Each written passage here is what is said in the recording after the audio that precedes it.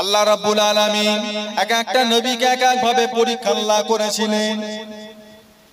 ও ভাইজানেরা, কোন নবীকে আল্লাহ পাক আগুনে ফেলে দিয়েছেন, কোন নবীকে আল্লাহ পাক সমুদ্রে ফেলে দিয়েছেন, কোন নবীকে আল্লাহ পাক দুটো চোখে অন্ধ করেছেন, কোন নবীকে আল্লাহ পাক গোটা শরীরে পোকামাকড় দিয়েছেন, কোন নবীকে আল্লাহ পাক কুয়াতে ফেলে দিয়েছেন, কোন নবীকে আল্লাহ পাক মাছের পেটের মধ্যে ঢুকিয়ে দিয়েছেন। কোন নবী? এখন নানির গল্প নয়, মাথা রাখছে মুখে বলে নানির গল্প বলছি। কোন নবী? হযরত নবী ইউনূস মাছের পেটে কতদিন ছিলেন? কদিন ঘটনা নতুন শুনছেন না পুরাতন? কতদিন ছিলেন?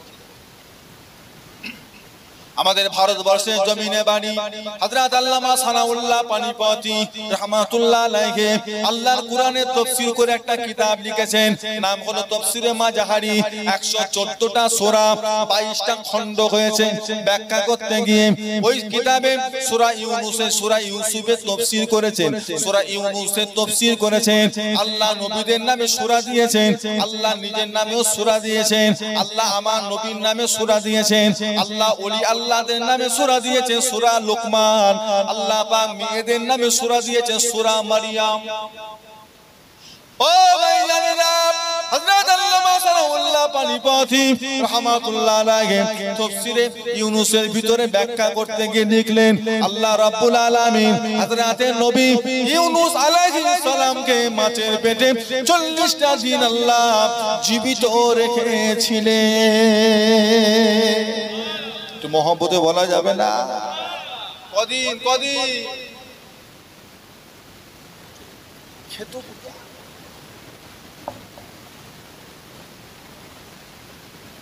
কোথায় খেত? পিসা পায়খানা কোথায়?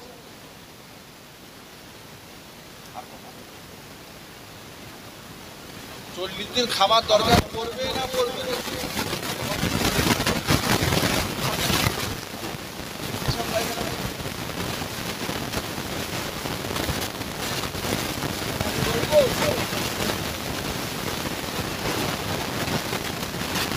ঘুমোতেন কোথায়?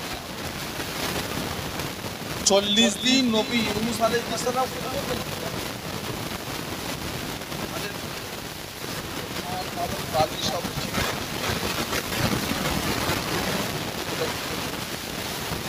সব ছেড়ে দেন, আমার একটা উত্তর জানা দরকার, আমার একটা উত্তর দেন। নবী ইউনূস আলাইহিস সালাম 40টা দিনে মাছের পেটে ছিলেন, মাছ সমুদ্রে ছিল না ঢাকায় ছিল?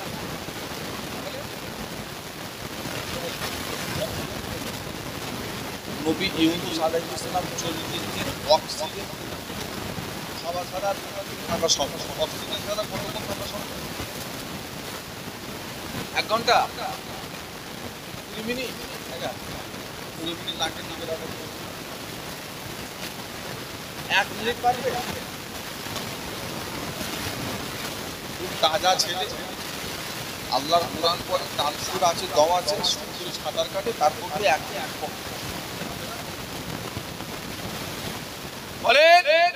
অক্সিজেন কোথা পেলেন? নবী ইউনূস আলাইহিস সালাম মাছের পেটে 40 দিন অক্সিজেনটা কোথা পেলেন? উত্তর আপনার কাছে আছে? মানে উত্তর নেই মানে এই ঘটনা বিশ্বাস করা যাবে না,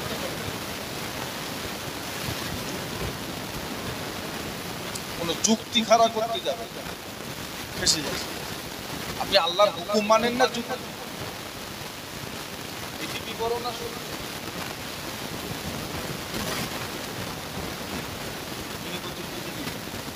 আপনারা কি বলতে আসুন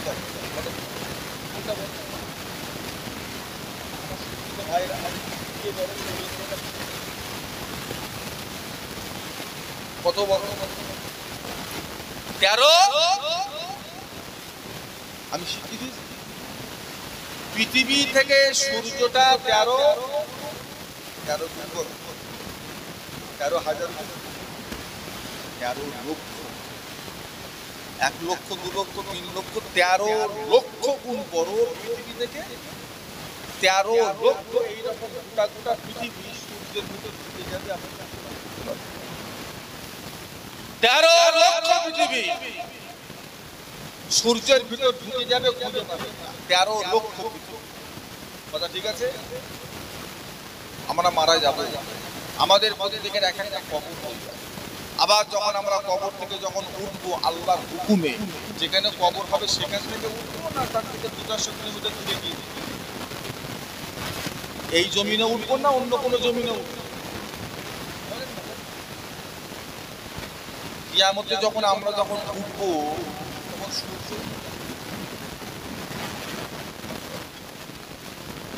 আমি 1 কিলোমিটার কলকাতা থেকে একটা প্লেন যখন দিল্লিতে যায়, প্লেনটা পৃথিবীর বাইরে দিয়ে উড়ে যায় না পৃথিবীর ভেতর দিয়ে উড়ে যায়?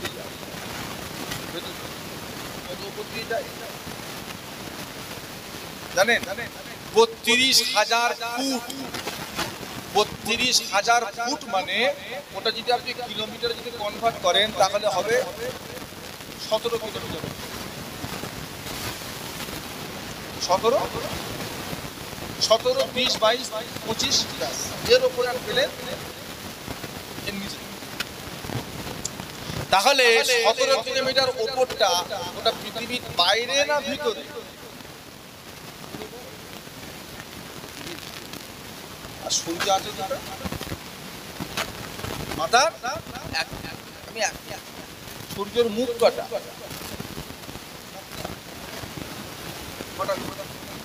12টা সূর্যের মুখ হবে। একটা নারী রাতের গল্প, 12 সূর্য। এখন আপনারা বলেন পৃথিবী থেকে সূর্যটা কত বড়? পৃথিবী থেকে সূর্য যদি 13 লক্ষ গুণ বড় হয়, কিয়ামতের ভিতরে সূর্যটা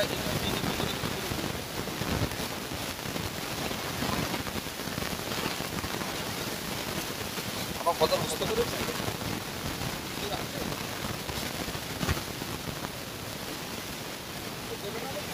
এইভাবে এই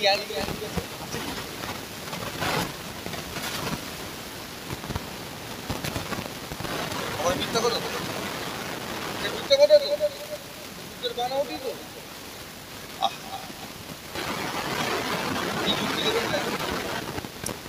চাচা উঁচু করে মসজিদে বসে আছে নামাজ জুমাতে, ইমাম সাহেব শুরু করে, হঠাৎ চাচার একটু বায়ু সরে গেছে আর নামাজ নিজে নেমেছে।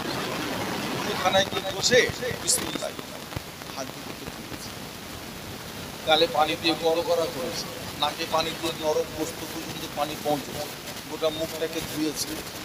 তার যদি মনে হয় গাড়িটাকে খেলাল খেলাচ্ছে, হ্যাঁ, মাথাটাকে মাসা করে ঘাড় মাসা করে হাতের কনি পর্যন্ত ধুয়েছে, পা ধুয়েছে, আবার মসজিদে উঠে গেছে। নামাজ হবে না হবে না? বলেন না হবে, 100 বার হবে।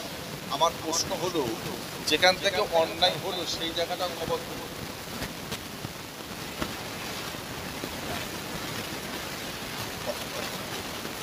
আসল ধোয়ার দরকার ছিল যেখান থেকে অপরাধ।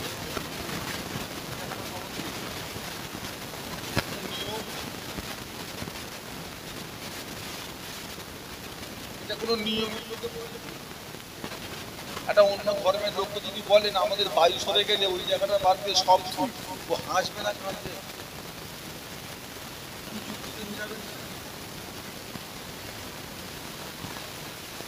তাহলে ইসলাম যুক্তির উপর না আল্লাহ রাসূলের হুকুমের উপর? আপনি হয়তো ভাবছেন যুক্তি দিয়ে হুজুর জব্দ করবো, আপনি নিজে যুক্তি খাড়া করতে যাবে। রাসূলুল্লাহ মেরাজে গেছে, চাঁদের নিচে না উপরে? মেরাজটা যে হয়েছিল 7 আসমানের ভেদ করে আরশে আজিম, তা চাঁদের নিচে না উপরে? চাঁদে যেতে গেলে বিজ্ঞানীরা অক্সিজেন বেঁধে বাঁধে সব একাকার করে যাচ্ছে, আর আমার রাসূলুল্লাহ মেরাজে গেলে কটা অক্সিজেন নিয়ে গেছে?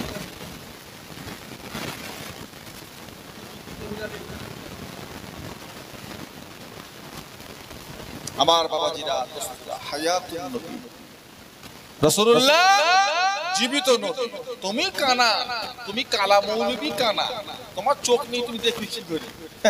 যার আল্লাহ চোখ দিয়েছে, যার আল্লাহ কান দিয়েছে, নবীর দরবারে গিয়ে সালাম দিয়ে নিজে কানে সালামের জবাব পেয়ে গেছে। জোরে বলুন না। এমনও গেছে রাসূলুল্লাহর কাছে আশা করেছে হুজুর একটু মুসাফা করতে যায়। আল্লাহ নবী হাত বার করেছে, ব্যক্তি মুসাফা করে ফেলেছে। জোরে বলবেন না।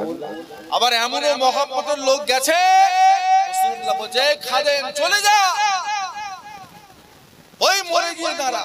একটা লোক আসছে, নাম তার আব্দুর রহমান, ও আমার কাছে না চলে আসে, কাটকা ও আমার কাছে না আসতে পারে। খাদেম সাহেব এখানে আব্দুর রহমান কি বলছে, আপনার যাওয়া হবে না। কেন? নিষেধ আছে, যান। হাজার চেষ্টা করেছে, হাজার বাধা করেছে। খাদেম সাহেব ইয়া রাসূলুল্লাহ হাবিবাল্লাহ, এত লোকের জায়গা হচ্ছে, ও কি অন্যায় করলো, ওর কি জায়গা হবে না? রাসূলুল্লাহ কবর থেকে জবাব দিচ্ছে রওজা থেকে, খাদেম ও আমায় বড় ভালোবাসে, বড় মহব্বত করে, ও আমার নামে শের পড়ে, কবিতা পড়ে, ও আমাকে এত ভালোবাসে। আমি রাসূলুল্লাহর কবরের পাশে যদি এসে সালাম দেয়, আমি নবী কবর থেকে উঠে গিয়ে ওর সাথে মুসাফা করে ফেলবো।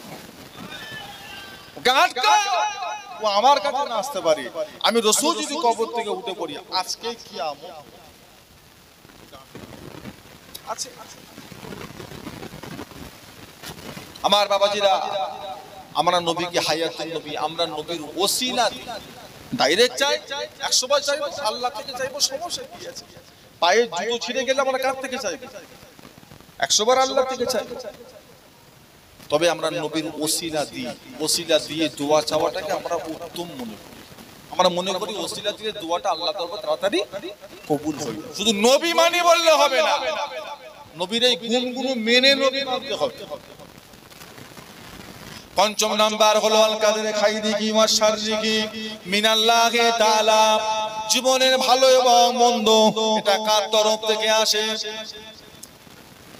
ও ভাইজানেরা, যেটা আমাদের নসিবে নাই, যেটা আমার তকদিরে নাই, তামাম পৃথিবীর শক্তি, তামাম পৃথিবীর পাওয়ার, তামাম পৃথিবীর ক্ষমতা, তামাম পৃথিবীর নেতা কাতা, তামাম পৃথিবীর হাই হাই সোসাইটির মানুষরা মিলে যদি সেই জিনিসটা আমাকে দিতে চায়, জীবনও তারা পারবে না। যেহেতু ওটা আল্লাহ পাক আমার নসিবে লিখে রাখেন না, আর যেটা আল্লাহ আমার নসিবে লিখে রেখে দিয়েছেন, তামাম পৃথিবীর ক্ষমতা মিলে যদি রুকার চেষ্টা করে, জীবনও তারা কোনোদিন রুখতে সেটা পারবে না। বিশ্বাস আছে?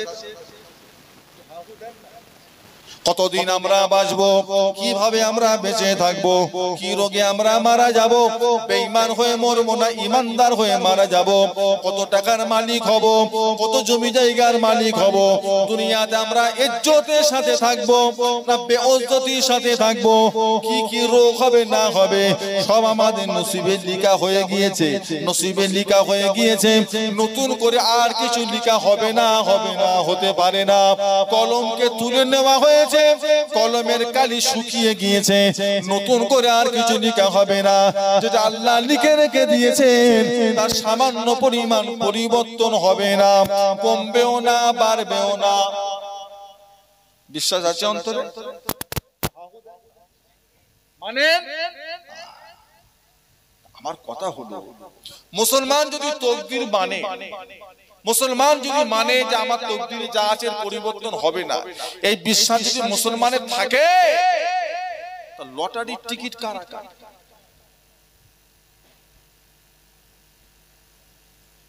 যে লটারির টিকিটটা কাটছে কারা? দিন দিন লটারির দোকান বাড়ছে না কমছে? যা বাড়ছে শুধু জয়দেবদের পাড়ায় বাড়ছে না জয়নাথদের পাড়ায়?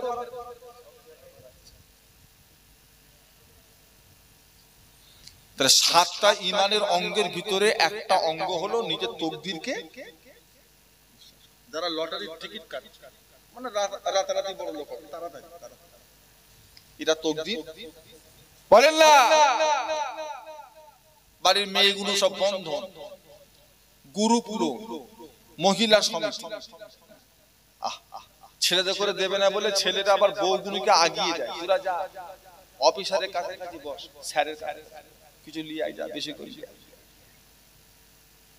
উনি খাবে, গোশ খাবে, গোশ খাসি খাবে, এসি এসি লাগাবে, মোটরসাইকেল কিনবে, পাথর লাগাবে, পায়খানায় পাথর দেবে, মার্বেল দেবে। ওরে বাবা, আশাই মরে চাষা। হ্যাঁ, কত কি আশা। দেখাও তো একটা। ও বাবাজি, গোটা পাড়া ঘুরবো আমি শাফিউল্লাহ, আজকে আপনার সাথে গোটা পাড়া ঘুরবো। আমাকে একটা দেখিয়ে যে হুজুর এদের আগে কিচ্ছু ছিল, নিঃস্ব গরিব ফকির মিসকিন ছিল, জাকাত ফেতরা চাঁদা তুলে খেত। হুজুর এসব গরু লোন টোন করে এখন দেখেন 4 তলা বাড়ি করেছে, 2টো গাড়ি কিনেছে, বাজারে 2টো দোকান কিনেছে। এখন এদের বিশাল ব্যাপার। এইরকম বাড়ি আমাকে একটা দেখিয়ে দেন, একটা দেখিয়ে দেন যে হুজুর এসব লোন মন করে এখন এদের বিশাল ব্যাপার। একটা দেখিয়ে দেন। লোন তোলে কেন? বিশাল ব্যাপার করার জন্য না আর গরিব হবার জন্য? কথা বলছেন না, একটু ভালো মন্দ দেখেন, একটা দেখেন যে হুজুরদের কিছু ছিল না, এখন বিশাল ব্যাপার। পারবে পারবে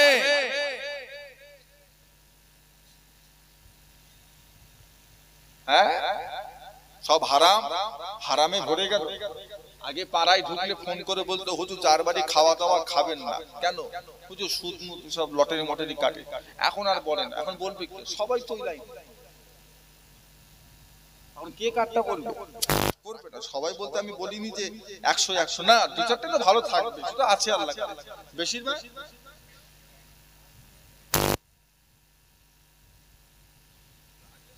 একটু আগে আসেন, একটু আগে আসেন না, দুজন দিকে মানুষ দাঁড়িয়ে আছে, জায়গা হচ্ছে না। আসেন বাবা, আসেন। এবার মহব্বতে দরুদ শরীফ আল্লাহুম্মা, একটু আগে আসেন বাবা। আমি 12:30টার মধ্যে দোয়া করব, 12টা বাজে। খাতা কর শাফিয়ানা হাবিবানা। আল্লাহুম্মা সাল্লি আলা সাইয়্যিদিনা মাওলানা মুহাম্মদ ওয়া আলা আলিহি।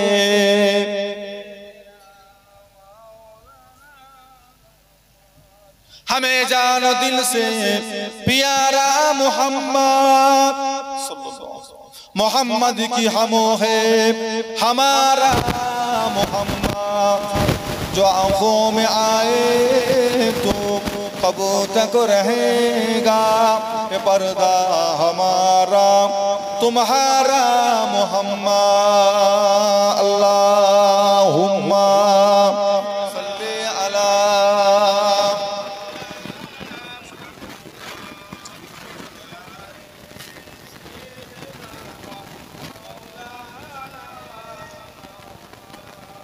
আমার বাবাজিরা, দোস্তরা, বন্ধুরা, ভাইজানেরা, কি করবে? ভালো হবে নাকি সুদ ঘুষ নিয়ে সব করে করে কবরে ঢুকবেন? কি করবে বলেন? নিয়ত কি বলে? বলে হুজুর অমুক জায়গায় 1 কোটি পেয়েছে তো, সেই লোকের কাছে তোমার কপালে নেই 1 কোটি, তুমি ফকির হয়ে যাবে। আর যদি কপালে থাকে লটারি কাটার দরকার নেই, ওটা আল্লাহ আমাকে হালাল ভাবেই মিলিয়ে দেবে।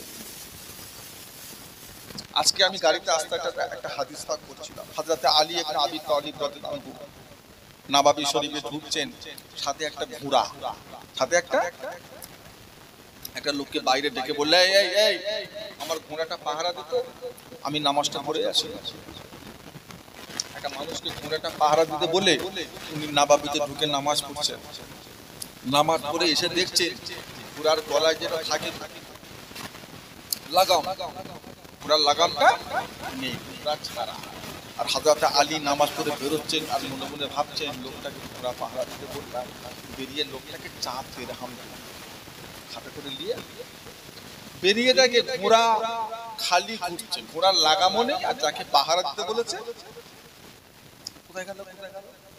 আমার ঘোড়ার লাগাম কই? আর ঘোড়া যদি লাগাম না থাকে ঘোড়া চালানো যাবে? গলায় তো লাগাম লাগবেই, উঠবে কি করে? চালাবে কি করে? ঘোড়াকে বন্ধ করবে কিভাবে? থাম, বুঝাবে কি করে? লাগাম। হযরত আলী রাদিয়াল্লাহু আনহু একদিন রাখেন, বাবা এখানে শুনুন তো বাবা, একবার একটু মদিনার বাজারে যাও তো, গিয়ে এই 4 দিরহাম দিয়ে একটা লাগাম কিনে আনো তো। লাগাম, উনি একটা লাগাম কিনে আনছে। বাজারে গিয়ে দেখছে একটা লোক লাগাম বিক্রি করছে, দাম দর করে 4 দিরহামে রাজি হয়েছে। হযরত আলীর কাছে যখন লাগামটা নিচে যখন দেখাইছে, হুজুর বলছে এটা তো আমারই লাগা, এটা তো আমারই। হাই মানে ওই চোর গিয়ে বাজারে ওই লাগামটা বিক্রি করেছে, আর হযরত আলীর ওই 4টে টাকা দিয়ে ওই লাগামটাই আবার ওই ব্যক্তিটা আবার কিনে নিয়ে এসেছে। লোকটা যদি একটু ধৈর্য ধরতো, ওই 4 দিরহামটা আল্লাহ ওকে মিলিয়েছে, ধৈর্য ধরলে আল্লাহ ওই টাকাটা ওকে হালাল ভাবে মিলিয়ে দিতেন। জোরে বলুন না সুবহানাল্লাহ। অত না বলে রাতারাতি বড় লোক, হ্যাঁ অল্প করে হোক না, আস্তে আস্তে হোক না। ও বাবাজি, দাদুজান বলতেন বাবা হালালে বরকত, হারামে হরকত। হালালে বরকত, হারামে হরকত। হালাল অল্প হলেও অনেক, হারাম অনেক হলেও অল্প। হিসাব নেই, হিসাব পাবে না, হাই হাই করবে, চোখে দেখতে পাবে না। হুজুর কেবলা উদাহরণ দিতেন, বাবা বছরে ষোলের কটা বাচ্চা হয়। হুজুর কেবলা বলতেন বাবা বছরে ষোলের কটা বাচ্চা হয়, বলেন না হুজুর আশপাশে বছরে কুকুরের বাচ্চা কটা হয়? 6টা 8টা হয় না? হয় না? কম করেই বলি। বছরে গরুর কটা বাচ্চা? এদিকে নাকি 2টো করে হচ্ছে। কটা? তাহলে বছরে গরুর বাচ্চা, কুকুরের বাচ্চা, আশপাশে কোনো কুকুরের কষাইখানা আছে? কোনো খবর খবর পেয়েছেন আপনারা? পশ্চিমবাংলায় আছে বলে মনে হয়, ভারতবর্ষের বুকে আছে বলে মনে হয়, থাকতে পারে অন্য কোনো দেশে, আমার জানা নেই। ভারতের বুকে কুকুরের কষাইখানা, ও বাবা আশপাশে গরুর কষাইখানা আছে না? আপনাদের গরু দিতে গেলে বিষ্ণু দেবীটা দূরে যেতে হয়, 10 কিলোমিটার দূরে। কোনো পাড়ার মুসলমানকে যেতে হয়, সব পাড়ায় পাড়ায় খালি হচ্ছে কত লিবি, কেজি লাগবে, গেছে 500 দোকানদার খাদিম খাম টাকা পরে গরুর বাচ্চা কটা? গরু কি শুধু 24 ঘন্টার লোকেরা খায়, শুধু ঘুমার লোকেরা খায় না, শুধু পশ্চিমবাংলার লোক খায় না শুধু ভারতের লোক খায়? কথা বলেন না। পৃথিবীর ভিতরে সবচাইতে বড় কসাইখানা কোথা বলেন? শিকাগো। কোথা? লন্ডন। ওটা কোনো মুসলমান দেশে না, কোনো ইমানদার দেশে নয়, খ্রিস্টানদের দেশ শিকাগো। লন্ডনের পৃথিবীর সবচেয়ে বড় কসাইখানা। সারাদিনে কয়েক হাজার শুধু পশু জবাই হয়, সবচাইতে বেশি জবাই হয় গরু। আমাদের দেশের কিছু মানুষ বুঝলো না, বলে মুসলমানরা গরু খায়, এদের সাথে দুশমনি করে, এদিকে ইহুদিদের সাপোর্ট করছে। আমাদের থেকে ওরা যে ডবলকে ধুঁস উড়িয়ে ফেলছে, তখন আর কোনো দুঃখ কিছু নেই। কারা বেশি খায় খবর রেখেছে? ওদের খাবারের স্টাইল আলাদা। আমরা তো বিষ করে খাই, তেল মেল এটা সেটা দিয়ে ঝামেলা। ওরা খায় না, ওরা সবসময় কি খায়? কাবাব পুড়িয়ে খায়, অত মশলা টসলা দেয় না ওরা, ওদের খাবারের স্টাইল আলাদা। যাই হোক আমার বাপেরা, তাহলে পৃথিবীর কোন জায়গাতে কুকুর খাওয়া লিগাল নেই। কেউ যদি গোপন টোপনে খায়, কিন্তু গরু তামাম পৃথিবী চলছে না, চলছে কথা বলে। তারপরও আগে তো কুরবানি দিত চাচা একা, এখন চাচা 3টে ছেলে, চাচাও দিচ্ছে আবার 3টে ছেলেও দিচ্ছে। বেড়েছে না কমেছে? লক্ষ লক্ষ কুরবানি। হ্যাঁ বছরে বাচ্চা একটা, এতে বরকত আছে না? জোরে বলো না, এটা হালাল। কত খাবি, এটা হালাল, এটা বরকত। আর কুকুরের বাচ্চা বছরে, বুজুর্গ বাউনিয়া যদি 3টে মেদি কুকুর থাকে, এক বছরে 3 6 18, পরের বছর আরো 3 6 18, 18 দুগুণে একটা লাঠি ছাড়া হাঁটা যাবে? প্রত্যেকটা মানুষকে একটা করে লাঠি রাখাটা ফরজ হবে না? হবে না? জান বাঁচানো কি? লাঠি দিয়ে ঘোরা কি? মসজিদে যাবে লাঠি, গোসল করতে যাবে লাঠি, স্কুল যাবে লাঠি, হাঁটতে যাবে লাঠি, 24 ঘন্টা লাঠি ছাড়া খবর। কোন দিক দিয়ে কি এসে আমাদের যত দিন যাচ্ছে আস্তে আস্তে কমে যাচ্ছে, এটা হলো হারাম। অবশ্যই আল্লাহর সৃষ্টি, তার সঙ্গে খারাপ আচরণ করা যাবে না, মারধর করা যাবে না, লাঠিঝাঁটা করা যাবে না, আল্লাহর সৃষ্টি, কিন্তু জিনিসটা হারাম। যত দিন যাবে আস্তে আস্তে কমে যাবে, হারাম। আর গরু এটা হালাল, খা যাই করুক দিন দিন। তবে হ্যাঁ, আল্লাহর নবী জিবরাইলকে জিজ্ঞাসা করলেন, জিবরাইল আমি রাসূল তো ইন্তেকাল হয়ে যাব, তুমি কি আর দুনিয়ায় আসবে না? তোমার কি আমার পর্যন্ত শেষ, নাকি আমার পরে আর তুমি আসবে? জিবরাইল বলি, ইয়া রাসূলুল্লাহ হাবিবাল্লাহ, হুজুর আপনার ইন্তেকালের পরে আমি জিবরাইল আর 10 বার আসব, 10 বার, 10 বার এসে আমি 10টা নিয়ামত নিয়ে চলে যাব। তার ভিতরে একটা হলো বরকত, ইলম নিয়ে যাব, মানুষের মধ্যে আদব নিয়ে যাব, মানুষের মধ্যে ভালোবাসা, টান মহব্বত এটা নিয়ে পালাবো, মানুষের মধ্যে লজ্জা নিয়ে পালাবো। তার ভিতরে একটা থাকবে বরকত। আপনার উম্মতদের কাছ থেকে বরকতকে তুলে নেওয়া হবে, এরা একদিন অভাবের মধ্যে পড়ে যাবে, কমে গেছে, বরকত সত্যি উঠে গেছে। আমাদের খাওয়া দাওয়া চালচলনে বরকত উঠে গেছে। আগে আলু ভাতটা দিয়ে সামান্য পানি দিয়ে লঙ্কা দিয়ে ভাত উঠে যেত, এখন 5 রকম তরকারি দিয়েও কি হচ্ছে? হোটেলে স্বাদ নেই কিছু, হোটেলে গিয়ে বিড়ি করে হাতে খাবে, আর মা মাথায় কাপড় দিয়ে কত সুন্দর সেজে গুজে রান্না করলো, এতে বরকত নেই, ওর খেতে মজা নেই, ওই বিড়ি করে হাতে খেয়ে খুব মজা। বরকত উঠে যাবে। হতে পারে একদিন আপনাদের লাইন দিয়ে হয়তো গোশ কিনতে হচ্ছে, লাইন দিয়ে মাছ কিনতে হচ্ছে, বরকত নেই, লটারি হচ্ছে, হতে পারে। তবে গরু হলো হালাল, কুকুর হলো হারাম।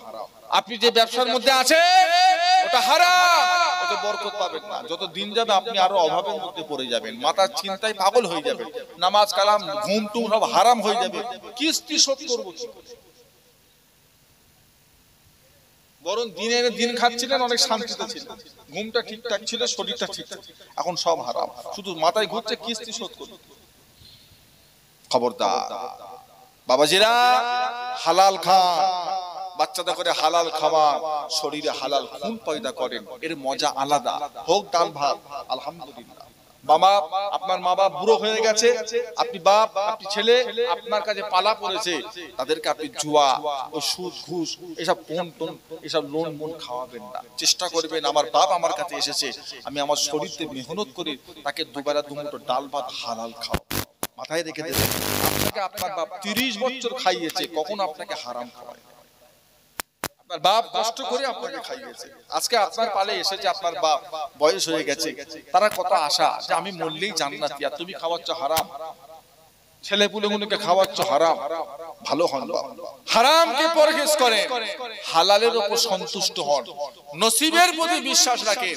যেটা আছে একদিন না একদিন পাবই পাবো, যেটা নেই পৃথিবীর কোন শক্তি সেটা দিতে কথা বলেন না, ছিঁড়ে ফেলে দেবে, পানিতে ফেলে দেবে। কিভাবে আল্লাহ মিলাবে, কিভাবে আল্লাহ দোয়া কবুল করবে আপনি বুঝতে পারবেন না। আমার আপনার নবী দয়ার নবী বলেন, বান্দার দোয়া কবুল হয় 3 রকম ভাবে। ও ভাইজানেরা, আল্লাহ রাসূল বলেন বান্দার দোয়া কবুল হয় আল্লাহ পাক 3 রকম ভাবে বান্দাকে বুঝিয়ে দেবেন। 1 নম্বর হলো সাথে সাথে কবুল করে নেবেন, ফায়সালা আল্লাহ সাথে সাথেই করে দেবেন। 2 নাম্বার, আল্লাহ বান্দার দোয়াকে কবুল করে ফায়সালা দেবেন না, বান্দার দোয়া কবুল করে আল্লাহ ওই বান্দার সেই পরিমাণ গুনাহকে আল্লাহ ক্ষমা করে দেবেন। জোরে বলুন। 3 নাম্বার হলো আল্লাহ বান্দার দোয়াকে কবুল করে নেবেন, দুনিয়াতে আল্লাহ দেবেন না, ক্ষমাও করবেন না। ওই বান্দার দোয়া যে কবুল হয়েছিল, এই কবুলের সাজা বরকত আল্লাহ ওই বান্দাকে হাসরের মাঠে দিয়ে দেবেন। জোরে বলেন। একদম মন ছোট করে আপনি দোয়া করতে থাকেন, দোয়া উপর দিকে যায় আর গজব নিচের দিকে আসে। দোয়া উপর দিকে যাবে, গজব নিচের দিকে নামবে, দুটোর মধ্যখানে দেখা হয়ে যাবে, ঘর্ষণ হবে, যে বেশি শক্তিশালী হবে সে জিতে যাবে। তবে আল্লাহর গজবের থেকে আল্লাহর রহমত হলো অনেক বড়, মহব্বতে বলা যাবে না, অনেক। আল্লাহ আমাদেরকে হালালে তৌফিক দেন, হালাল খাবার তৌফিক দেন, হালাল রোজগার আল্লাহ তৌফিক দেন, হালালে আল্লাহ বরকত দেন। আল্লাহ আমাদের হালাল খাবার তৌফিক দেন। বলুন আল্লাহুম্মা আমিন, বলুন আল্লাহুম্মা আমিন। খবরদার মা বাপ আছেন, হালাল খাওয়াবে। মা বাপ কি খাবে? বাপ বুড়ো বয়সে ঘন দুধ খাবে, ঘি খাবে, ঘি খাবে, হজম করার ক্ষমতা আছে, ডাল ভাত খাবে, এটা হালাল। আপনি যেটা ভাবতেন সেটা নয়, আপনি পাবেন না, আপনার তকদিরে নেই। আর যদি থাকে আল্লাহ আপনাকে হালাল ভাবে মিলাবে, এই বিশ্বাসটা আপনি রাখেন, এই বিশ্বাসটা আপনি রাখেন। আপনার অভাব অনটন কার কাছে চাইবে? ওমা মিন দাআবাতিন ফিল আরদি ইল্লা আলাল্লাহি রিজকুহা, রিজিকের মালিক কে? আল্লাহ। কাফিরকে খাওয়ায় না, আমাদেরকে খাওয়াবে না? জান কবজ করার ফেরেশতা রয়েছে। জান কবজ করার ফেরেশতা হলো আজরাইল। গুনাহ আর নেকি লিখার ফেরেশতা হলো কিরামান কাতিবিন। কবরে বান্দা সওয়াল জবাবের ফেরেশতা হলো মুনকার নেকি। আকাশ থেকে পানি দেবা দায়িত্ব হলো মিকাইল ফেরেশতার। সিংহায় ফু দেবা দায়িত্ব হলো ইসরাফিল ফেরেশতার। রিজিকের দায়িত্ব আল্লাহ কোন ফেরেশতাকে দেন নাই, রিজিকের দায়িত্ব আল্লাহ নিজের কাছে রেখে দিয়েছেন। জোরে বলুন। এটা যদি আল্লাহ ফেরেশতাদের দিত, বেনামাজিকে গলা টিপে মেরে তোকে খেতেই দিত, নামাজ পড়বি নি, খাবি। আল্লাহ জন্য দায়িত্বটা নিজের কাছে রেখেছে, কাউকে আল্লাহ কষ্ট দেন না। এটা আল্লাহ পাকের নিজাম। আল্লাহকে ডাকুক আর নাই ডাকুক, আল্লাহ রিজিক প্রত্যেকের কাছে আল্লাহ পৌঁছে দেয়। মহব্বতে বলা যাবে না, এবং মহব্বতে দরুদ শরীফ আল্লাহুম্মা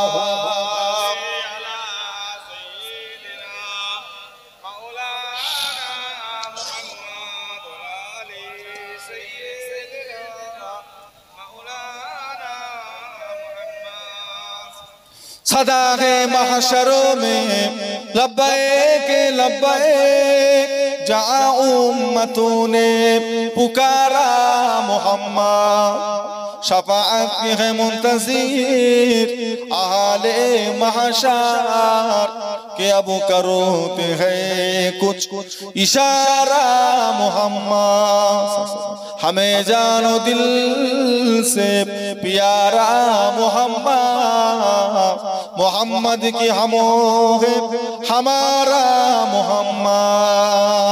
अल्लाहुम्मा सल्ली अला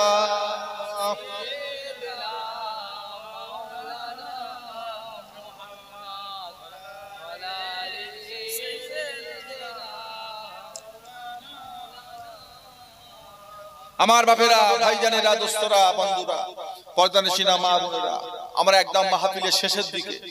এবার দোয়া হবে। আজ কয়েক মাস ধরে খেটে খুঁটে আমার বুজুর্গ মাউনিয়ার, আমার জওয়ান যুবক ভাইরা এই মাহফিলটা কায়েম করেছেন। আল্লাহ কবুল করেন, বলুন আল্লাহুম্মা আমিন।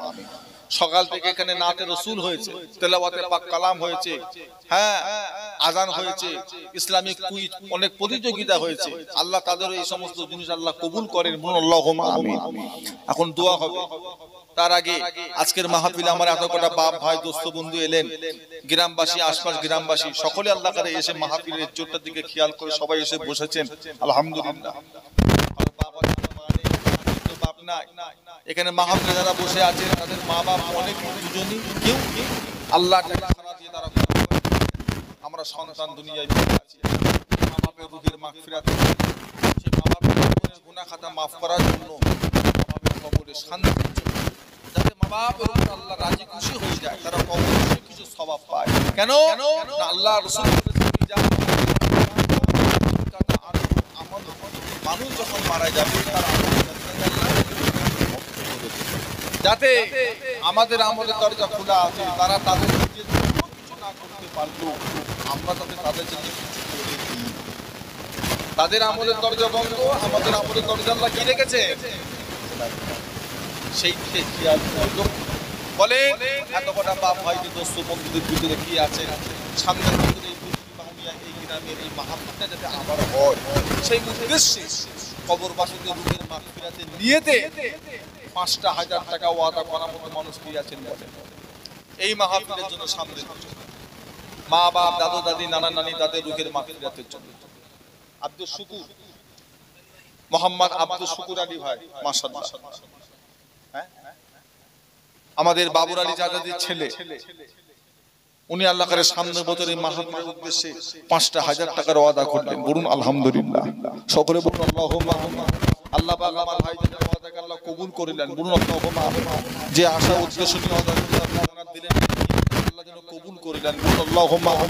আল্লাহ পাক আমার হায়াতে বরকত দেন, সংসারে শান্তি দেন, আসমানি জমিনি বালা মুসিবত থেকে আল্লাহ হেফাজত করেন। বলুন আল্লাহুম্মা আমিন। আল্লাহ মা বাপ, দাদু দাদি, নানা নানি, শ্বশুর শাশুড়ি যারা কবরবাসী হয়ে গেছে, আল্লাহ তাদের জীবনের গুনাহকে মাফ করে দেন। বলুন সকল আল্লাহুম্মা আমিন। আল্লাহ তাদের কবরে বেহেশতের